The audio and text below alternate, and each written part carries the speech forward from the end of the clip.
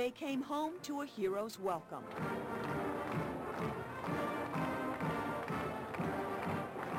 San Diego's salute to the troops. But just months before, many of these men and women were in the Persian Gulf. Now, years later, some of them are fighting another battle, a battle for information.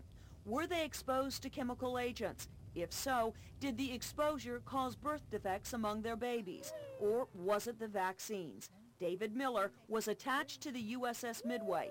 After the war, his wife Miranda gave birth to a baby boy.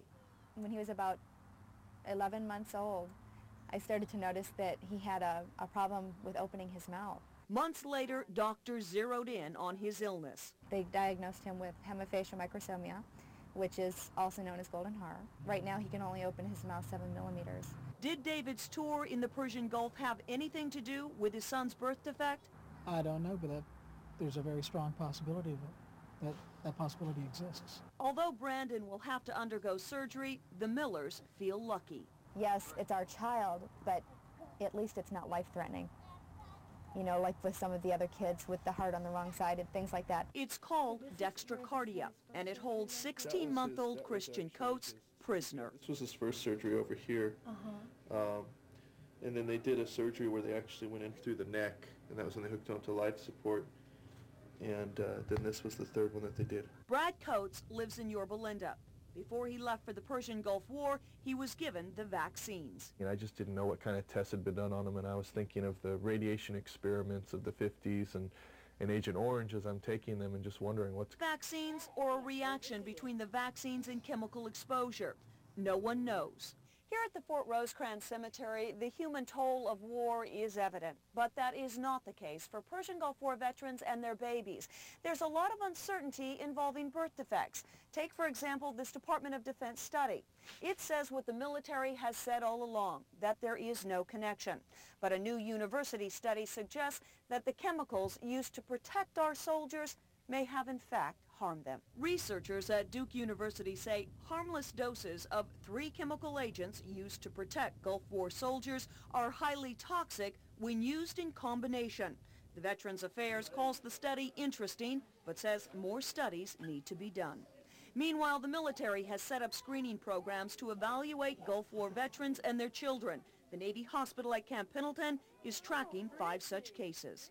From the information that I have, the children that I've seen, I've not seen a pattern that is abnormal compared to the general population. At the Navy San Diego Health Research Center, major studies involving birth defects are now underway. And we're looking particularly in this survey at infertility and miscarriages. And then we have some offshoot studies looking at some of the birth defects, particularly for some diagnoses such as golden horror syndrome. But Brad Coates questions the way the government is compiling the statistics. When you look at the heart birth defects and you look at the golden horror syndrome and the things that are extremely rare, the numbers just shoot right up. He has a point. A non-profit organization in Florida, which is also tracking birth defects among Gulf War veterans, supports his views. The fact that we're finding such a high rate of birth defects in military personnel altogether should be kind of shaking them up. The association shows golden horror being reported 3.5 times more frequently among Gulf War vets compared to non-Gulf War vets.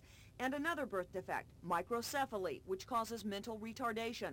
It's being reported nearly twice as often. One local case, Luis Castilleja. He was called to duty but never set foot in the Persian Gulf. But you took the vaccine. Yes, I took the vaccine. So that's where that's the only thing that I can put my hand in the fire and say, yes, it's the vaccine. Months after his return, his wife gave birth to a very sick baby girl diagnosed with microcephaly. This kind of syndrome is so new, there's hardly any cases. There's like 13 cases reported, and 2 of them are ours. Tragic but true. After the birth of their daughter, Maria gave birth to another baby. He too suffered from microcephaly. After 5 months of fighting, little David finally surrendered. Oh my God, why is this happening to us? Why? If we were both healthy, we had been tested and, you know, we were healthy. We had had a healthy child from our marriage and we thought, well, what's going on? Then Maria saw a magazine article. This little baby on this picture has the same syndrome as our daughter, the microcephaly. And was he in Desert Storm? Yes. Mediel is 5 years old, weighs only 17 pounds. She cannot walk or talk, and medication has stolen her sight. But this little angel can still hear.